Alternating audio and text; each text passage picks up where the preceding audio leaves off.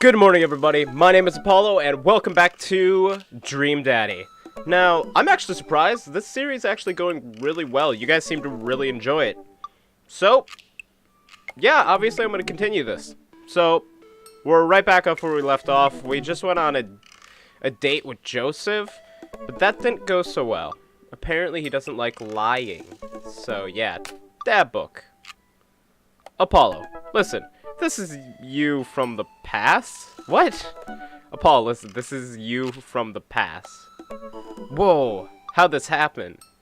I figured I was trying to reply to this because I know myself, but this is an automated message from you earlier this morning when it was socially unacceptable to go out and buy ice cream. I forgot I did that. I forgot how I did that as well. The future is amazing. Listen, life is short, and ice cream should always be acceptable, but unfortunately, this isn't the society we live in. And it's less the society we live in, and more me projecting my own anxiety about being judged up onto others, but you know what I mean. By the time you're reading this, it is certainly a time of day in which nobody would bat an eye at you for going out and buying ice cream. You know what to do. Be good, me. Buy that ice cream. Dad tip 88. Pay your bills early. Some of these are repeats, obviously, but like, you know what? I've earned a treat. On the way home, I decided to stop off and grab some ice cream, which I fully planned to eat directly from the tub. I spent a lot of time trying to figure out just what type of ice cream I'd like to eat directly from the tub. Rocky Road, pistachio. Oh, Amanda probably's gonna want some too. Better get two tubs. She loves cookie dough ice cream, right? Hey, mister. I turn around and see Ernest, leaning against the wall of the convenience store. Ernest? Ugh. You're cool, right? No way, I'm cool. I am so cool. I'm shocked you even have to ask me, dude, Miss Meister. Oh my god. I asked the wrong person. Could you just help me out? Help you out? There's no fire involved, is there? Just clouds. So if I give you $20, will you buy me e-liquid? Ernest, what's e-liquid? It's like, Gatorade, you know, electrolyzed liquid. I'd get it myself, but I'm banned from here for trying to run a grift on the cashier. A classic fiddle game, you know the deal. Oh, if you're talking about balanced electrodes, then I got you, little buddy. And I don't know how you played the fiddle. Just ask the cashier for blue Shamzibble Vortex. He know what it is. I pick up a tub of pistachio ice cream for myself and a tube of cookie dough for Amanda. I search around for some blue cushion vid stare, but I can't seem to find any. I turn it to the cashier. Say, where is your finest e-liquid? Behind the counter. You got an ID? First of all, my daughter is older than you. Second of all, I'm flattered. I switched shampoo recently, if that's taking some years off. Look, you have to be 21 to buy vape juice. Your hair doesn't look a day over 20. Oh, yeah. What now? Wait a minute. Are you just trying to butter me up to get me to buy more ice cream? Because it's working. I glance over and spot Ernest staring at me. Wait a minute. So you're telling me that this e-liquid is not a sports drink? It's for vaping. Ernest is watching us intently through the window. I better go give that kid a piece of my mind. I see. Okay, look, I'm gonna pretend that you didn't just try to trick me into buying you the old Baphomet's cough syrup and then go inside here to purchase my ice cream. I won't tell your dad if you promise a scam. And stop vaping. You'll get popcorn lung. What if I give you $25? Go home, Ernest. As I'm walking back inside, Ernest calls after me.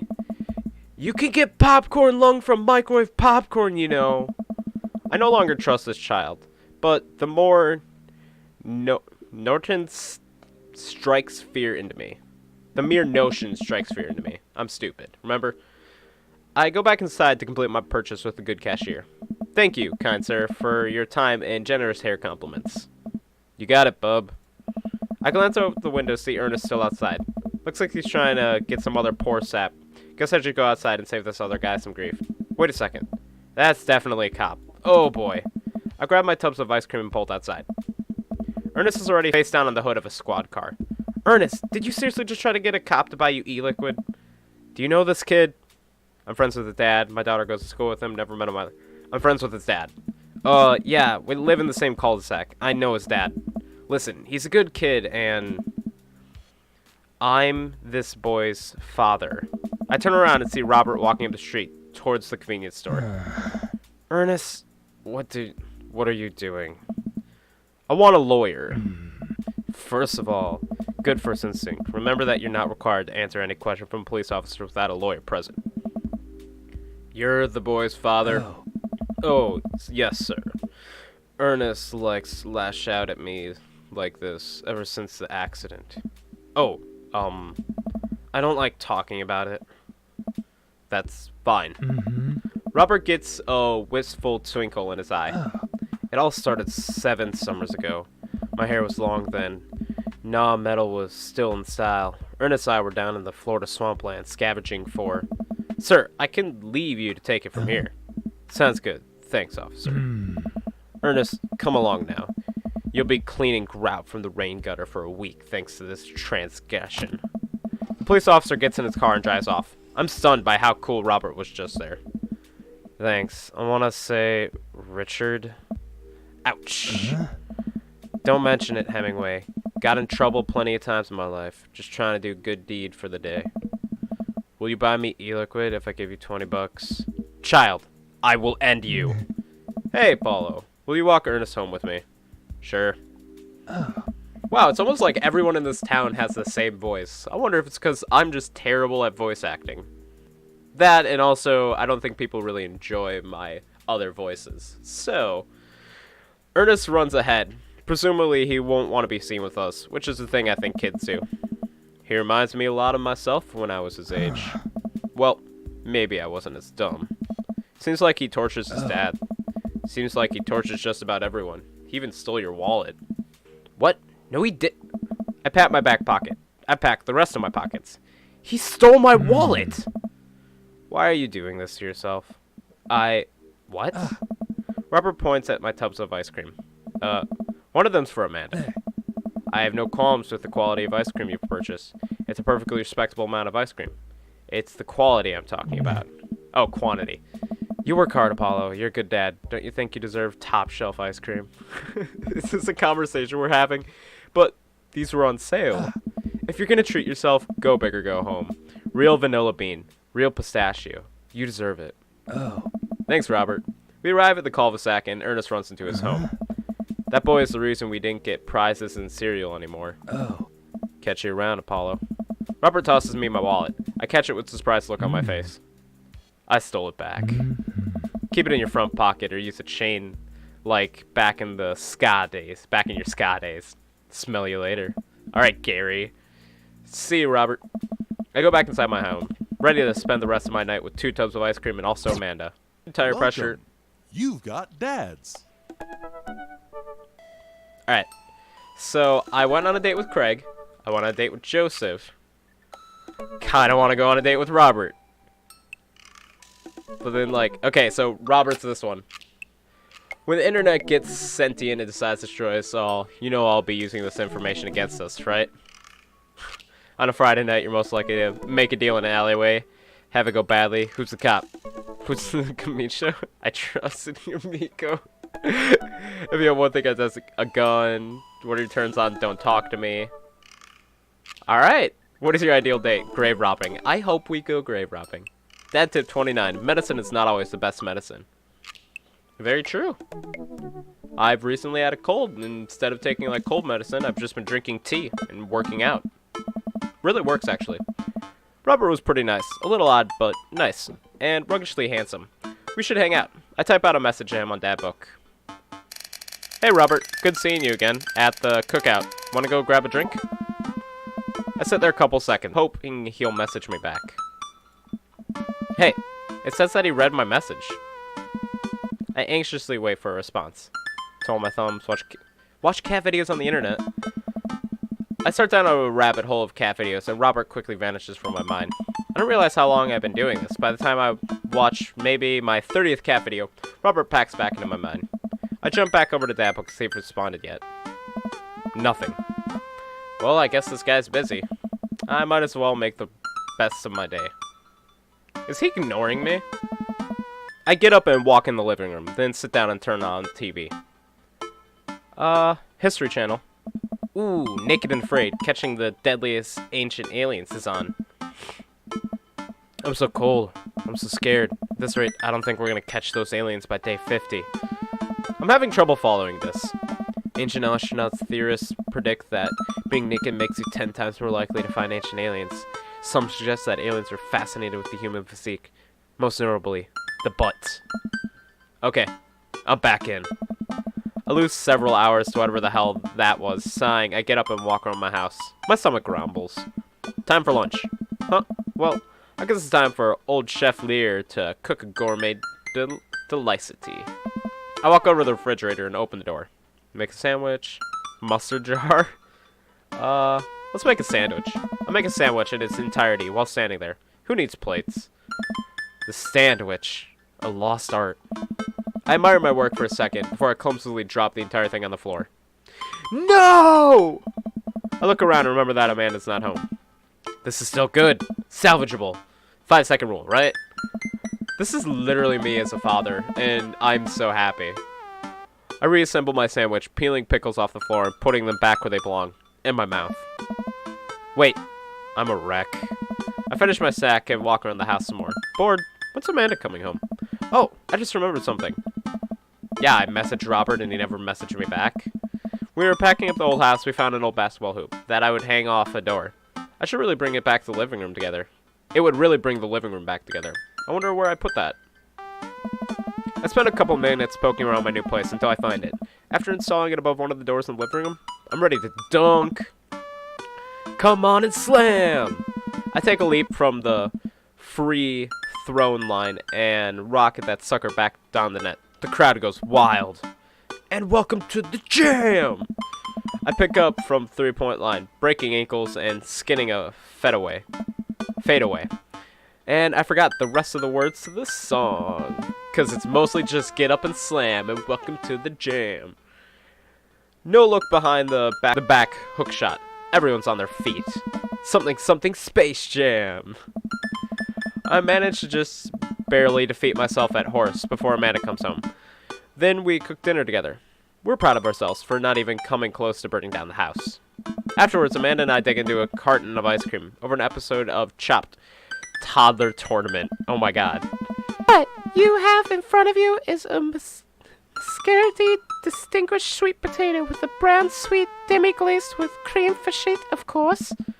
This is literally a jar of baby food. Oh, I love the show so much. The toddler immediately burst into tears. Are we bad people for watching this? Yes. Just then, my computer dinks. Huh? What's that? Oh, you probably just got a message. Amanda and I walk over to the computer and check Dadbook. It's a message from Robert. You up? What you doing? What does this mean? Is he booty calling me? Am I getting booty called? What are you doing? What am I doing? You're just chilling. Just working on my motorcycle. I'm just chilling. Just working on my motorcycle. Just working on my motorcycle. I'm cool like that. Dad, you're spinning a web of lies. You have a motorcycle? You have never been on a motorcycle in your life. I don't think you've ever even touched a motorcycle. Nice try, though. A couple moments pass by. Another message pops up. Want to grab a drink? Ha! That means he wants to hang out. I know what that means, Amanda. But it's kind of late. Come on, Pops. Live a little. I am living. With ice cream. And traumatized toddlers. Well, it's your life, but I think you have a lot of fun tonight. Are you trying to get to know your neighbors better, aren't you? Oh, fine. I type back a message to Robert, asking him for details, and he tells me to meet him at Jim and Kim's. Well, don't wait up for me. I never do. I throw on a nice jacket and run out the door. It's only a short walk to Jim and Kim's, and it's a beautiful night. I walk into the bar, and it seems like the usual crowd of barflies drinking beer and watching sports. I spot Robert on the back of the bar and wave hi as I walk over. Hey man, how's it going? Hey bud, Hey. Ahoy there, Skipper. Goddamn. Why Mary? Robert and Mary are here? Uh-oh. I brought Mary along. Figured we need a drinking buddy. Oh man, I was excited to get to know Robert a little bit. Now I have to deal with this weird married lady making passes at me. Come on. Don't look so scared, kiddo. We're just having a drink. Yeah, speaking of which, I think it's time for the first round. What are you having? Beer, something typical? Whiskey, straight up. A dad after my own heart, huh? Yes! Oh, Robert's gonna be easy. He's just gonna like the tough guy responses. Robert orders 3 shots of whiskey and passes them between us. Well, this wasn't as I expected my night to be going. Here to bad decisions and relaxed morals values, fellas. What have I gotten myself into? We all knock back the shots. I almost choke on the whiskey as it burns down my throat. Holy hell, that was a kick. I look over to Robert and Mary, who seem like old pros at this. Robert grabs his jacket and throws it on. Let's get marching. Oh, we're doing a bar crawl. What? The night's young, Chief. Come on, we're bar hopping. Oh, alright. You good, Mary? You just open mouth everywhere you go? Alright. We leave the bar and start walking down the street. I still don't know this area of town very well, so I just follow Robert. So, where are we headed? Irish Hour Drinking. It's an Irish pub. A good pun in the whiskey to my heart. Ugh. Puns are the lowest form of humor, Apollo. Try harder. Ouch. Am I gonna be the butt of the joke all night? Jesus, Mary, put your fangs away for a second. Oh, Robert likes me. We walk into the Irish Hour Drinking. The bar is pretty much the same as Jim and Kim's, except for the old-timey Irish memorabilia on the wall. Next round, what are you having? Whiskey hasn't failed me yet. Beer might be good. Do they make... Okay, so definitely not fruity Irish cocktails. Beer might be good. Whiskey hasn't failed me yet. Let's do it. I'm gonna get drunk, aren't I? I feel like that's gonna happen. Robert orders 3 more glasses of whiskey, and we post up in a garnish green booth. Mary slides in and settles up next to Robert, which makes me breath a sigh of relief. Let's sip this one. Why don't we? Hey. Suit yourself. Mary immediately downs her shot in one gulp and burps loudly. Hey. That'll put hair on your chest. You are truly a panagram of grace and beauty. Paragram. Mary grabs my drink and sips on it. Hey! Hey. Apollo, be a dear and get us another round, will you? Huh? I don't know how to process this evening at all. I get up and order another round of drinks from the bartender.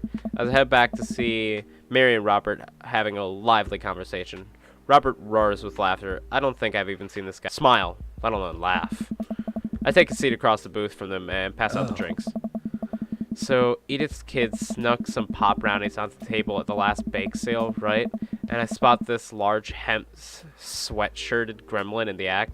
So I go up to Edith with the baggie, and I'm about to tell her when all of a sudden she just freaks out on me. You're ruining the bake sale, she says. I should have been PTA president. Your roots are bad, and blah, blah, blah. Oh, I thought that was Robert talking. I don't know why. So, what did you do? I told her to have a brownie and that everything was going to be fine. They both erupt with laughter. I politely follow along with the story. She ate 3. More laughter. Okay, that was actually pretty funny. Huh? She called the cops and told them that time had stopped.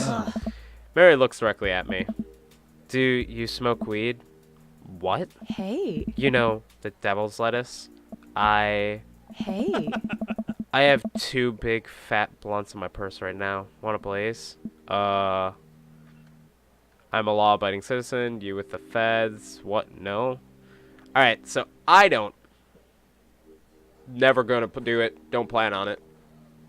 It's personal choice everybody makes. And you know what? It's your life. Live it how you want. Just personally, I am not someone who does that. I'm gonna go with you with the feds. I worked hard for what I have, and a 2-bit corner boy is gonna drop the dime on me. So, you take what you're pushing somewhere else, and I'll keep running my business the way I want to run. What? Remember, you came at the king. You best not miss. Jesus, kid, dial it back. Yes! Robert giggles helplessly. Hey. I'm just kidding, cowboy. Lay off the kid, Mary. He might not be used to your brand of humor. Fine, fine. Ah. Where do you keep getting wine glasses, ma'am? We sit around and sip our drinks, people watching and cracking jokes. After a little bit of time, I begin to warm up to Mary. Her jokes become much funnier and much less scary. But it seems like she's not going anywhere anytime soon. I just wanted some alone time with Robert. I wonder if I can get her to leave somehow. Isn't Joseph wondering where you are? Lots of eligible bachelors around here. Could you get us... Lots of eligible bachelors around here, huh? You know, I was hoping for a quiet evening with my friends. No drama, no unaware attention, just friendship. But, no, you gotta call me out like that. Mary, No, it's fine. Oh, you trying to ditch me, pal? No, No. Because if you're trying to ditch me, you can just tell me to scram. No, it's fine. Apollo wants alone time with a new bus bed, Robert. Bus Bud. Reading it loud and clear, the wingman breaks formation to pursue their prey. Hey. Now, if you fellows will excuse me, Mary needs to sink her teeth into a helpless boy. Go with God. Nice seeing you. Deuces, nerds. So Robert is really good friends with Mary. So I can't dislike Mary because then Robert's not going to be happy. But so far we're at 2 goldens and then 1 bad. Mary gets up and saunters over to a younger looking boy at the bar. Hey. She grows on you. She does, though I feel like she kind of delights in making men suffer. Well, she does. But what about her and Joseph? What about him? You know, they're married, and she definitely tried to get into my pants the other nights, right? And I just threw her across the bar where she's making goo-goo guys at the young guy from before. He looks like he's being held hostage. Oh, that's just a thing she does. She's harmless. Tell that to the boy she's hanging off of. Poor kid. Looks like he's seen war. Robert lets out a hearty laugh. Hey, I got him to laugh. Oh, man. You know, I pegged you for one of those straight-laced types. Oh, don't worry. I got pretty wild back in the day. Still got a little wild in you? You know what? There's so much more. I have a child I need to care for. I know that's not the right option, but I want to do it so badly. There's so much more wild in me. You know it? There's so much more wild in me. I get so wild, I've got a whole safari in here. Just really wild all the time. No! Robert orders a couple more rounds of shots. I gulp. What am I getting myself into? Think you go shot for shot? There's only one way to look cool here. I grab the shot closest to me and down it. Robert looks impressed. I take his shot. He takes his shot and knocks it back. That's one. So, what do I even talk about? He's so cool and he probably hates small talk. So how are things? Oh. I hate small talk. Yeah, he said that in his bio. Of course he hates small talk. Okay. Too many people, and isn't necessarily you, but too many people think that they have to fill the dead air with noise. Personally, I think they're afraid of the silence, or they're afraid of what the other person's going to think of the silence. Hey. If you want some unsolicited advice, try learning to be comfortable with silence. Nothing wrong with 2 people sitting in silence and drinking whiskey. Oh, alright. Robert and I sit in silence and drink whiskey. I take in the rest of the bar. Patrons laughing, playing darts, spilling beer. Mary giving the hard sell to that young man. The young man pretending he got a phone call from one of his friends. Maybe silence is nice sometimes. So, you ever kill a man? I choke on my drink. Excuse me? You know, watch your life drain from someone's ass. It's not just their life, you know. It's the hopes and dreams draining away. Every memory and experience they've ever had. Gone. Have you been in a war? No. Great. Me neither. God damn it, Robert. Oh, I love you. Robert knocks back the shot and motions for me to do the same. I reciprocate. I'm just messing with you. Relax. I laugh nervously. Or am I? I laugh nervously. Again. We sip some more whiskey and people watch some more.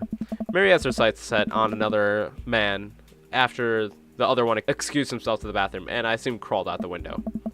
Gosh, this whiskey's hitting me hard. Gosh, This whiskey's hitting me hard. You betcha. Robert gets up out of the booth, sauntering his jacket. Let's roll. Oh. Sorry, whiskey. Inside voices. Let's roll. Wait, what about Mary? Brother, Mary is just gonna be fine. I look over at Mary, who is lying on the bar in front of some poor sap. She's singing happy birthday to him while he insists it's not his birthday. We make our way out of the bar and back onto the street. I'm trying my hardest not to stumble, but man, that sidewalk is just coming right at me. I hope Robert doesn't notice me tripping over my own feet like this. The first time I've ever been drunk. Where to? You'll see. I follow Robert. Oh! I think that's a strip club. I follow Robert through the street light spotlights until we eventually arrive at a run-down strip mall. There's a beauty salon. Oh, it's a sex shop. A sex shop, a computer repair store that looks like it's been closed for 10 years, and finally a liquor store. So, liquor store, computer repair, beauty salon, sex shop. Wait here. I'll be right back. I just realized you guys can't see my mouse, so I was running through which one's which, and then I realized you can't see what I was pointing at, so never mind. Just ignore that. After a minute, Robert returns with 2 wine bottles in brown paper bags. He hands me one of them. Wine bottles? Alright. Cheers. He sits on the curb and drinks. He motions for me to do the same. This is really not what I expected the night to go. I take a sip. Wine Zinfandel? What? Nothing. I just wasn't expecting.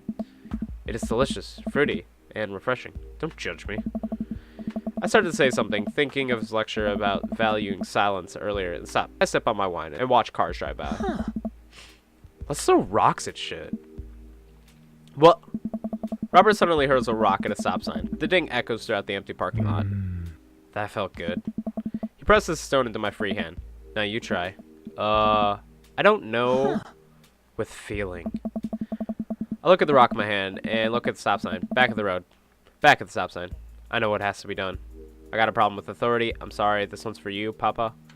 Got a problem with authority. Got a problem with authority. I bet he liked the Papa one. I hurl the rock at the sign. It sails over the stop sign, right into the window of the parked car, leaving a crack. Dude, run! I leap up and dart into a nearby alley, wine in hand. I hear Robert's footsteps behind me. After I'm sure I'm far enough away from the crack window that I am no longer capable for this heinous crime, I stop to catch my breath. Maybe we should strike rock throwing from the to-do list. Agreed. Suddenly my stomach growls. Oh man, I'm starving. Let's get pizza. I can't argue with that. Why are we are 2 grown adults, I have a kid, I don't know what Robert's situation is, and we're acting like teenagers. Straight up, this is exactly what teenagers do. Where's good around here? Actually, I don't care if it's good. It just needs to be edible in my mouth in the next 5 minutes. I know just the place. I follow Robert through a maze of alleys and side streets until we eventually end up in front of a tiny hole-in-the-wall pizza joint. The bright red neon sign says, Pete's Pizza Pizza. I love that. Pete's Pizza Pizza. Ta-da. I can see a few exhausted-looking workers behind the corner tossing dough and pulling piping hot pizzas right out of the stove ovens. My stomach rumbles again. We go up to the corner and get ready to order.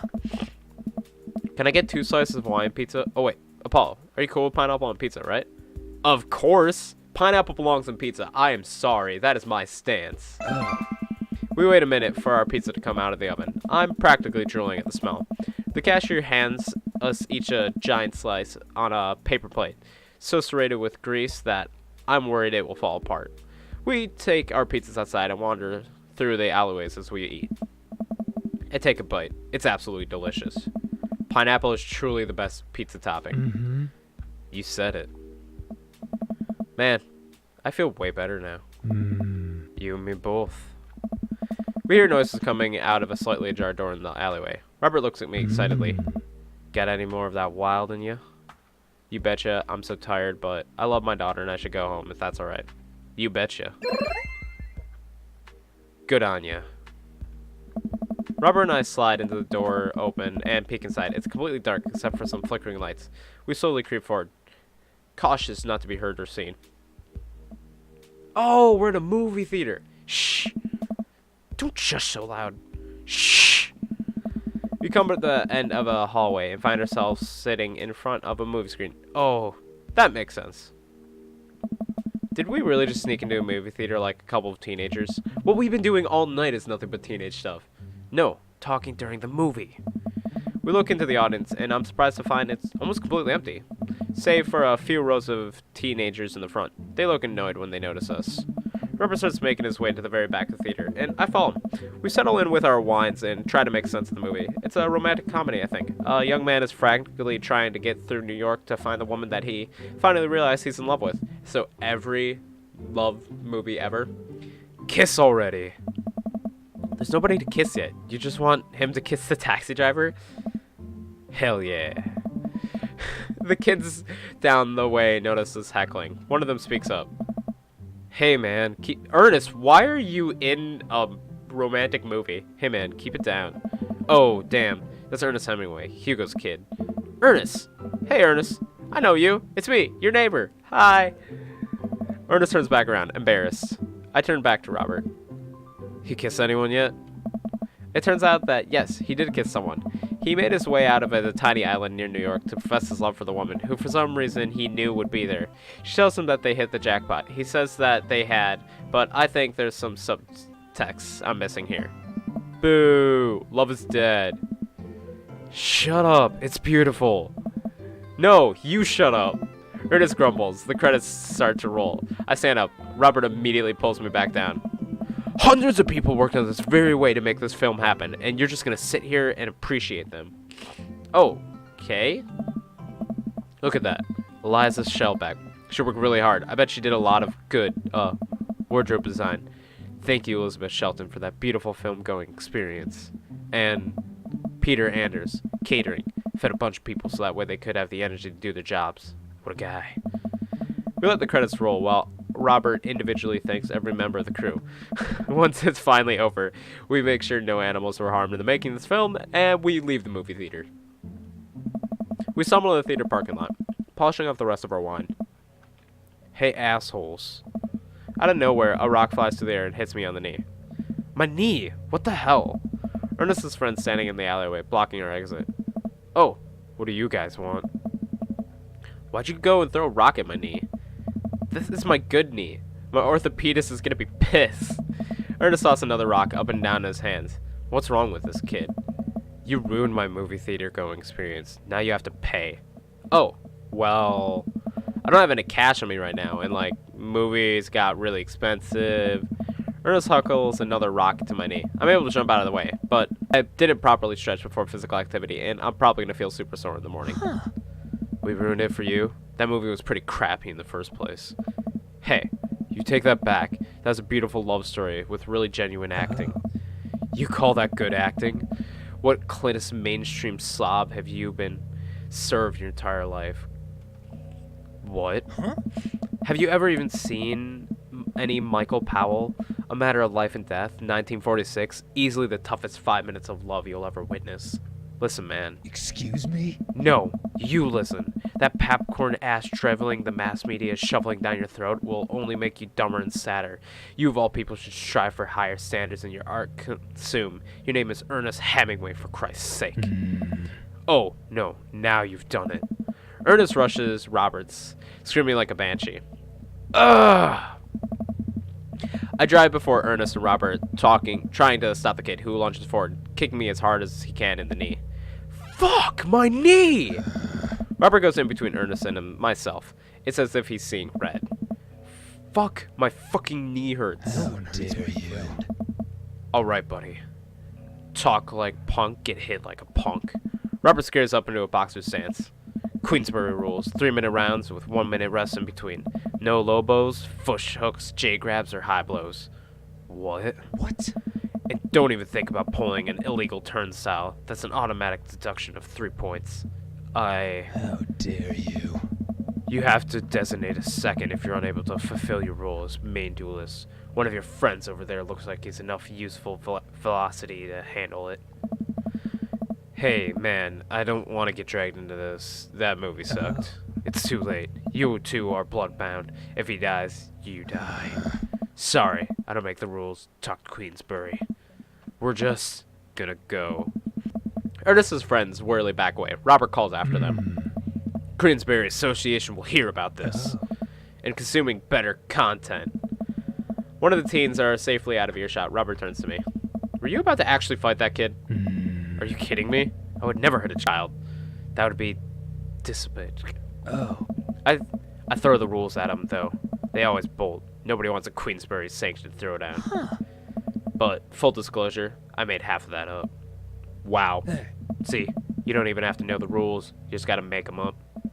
Come on, let's get out of here. Robert and I cool down a bit and walk back to the neighborhood. I'm so sorry. I got really into that art of filmmaking when I drink. It's okay. I think it's cool how much you like movies. To be honest, I don't know a lot about them myself.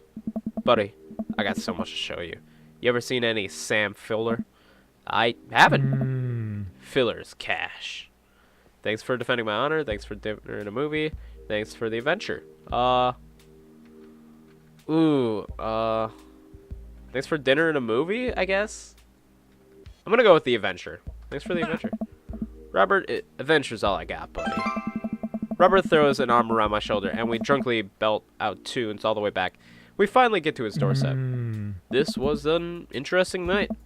I liked it. A smile forms on his cheeks. A rare sight. Let's hang again soon, yeah? Yeah. I linger there for a second, swaying drunkenly in the night breeze. Robert clasps me on the shoulder. Oh boy. Night, buddy. Robert heads back inside and stumbles my way back home. Eat plenty of carbs at night before a big game. Dad tip 48. That wasn't a good date. That was really special. That was a terrible date. Welcome. You've got dads. Oh. Well, that's a message from Matt. So, I'm just going to save the game here. And that's going to be the end of this episode. So, man, I'm not really good at dating. Like, the only good date I had was with Craig. So, I mean, that's a good sign. He's my favorite. But, like, you know. Either way, I'll probably figure it out. So, if you guys like the video, like, subscribe to more videos like this. Because I'm going to do a full playthrough on this. I don't know if I'm going to do every single date with every single dad. I might. So, this is probably going to be the longest series on my channel for about a good time. Well, either way, I hope you guys have a great rest of your day. Bye.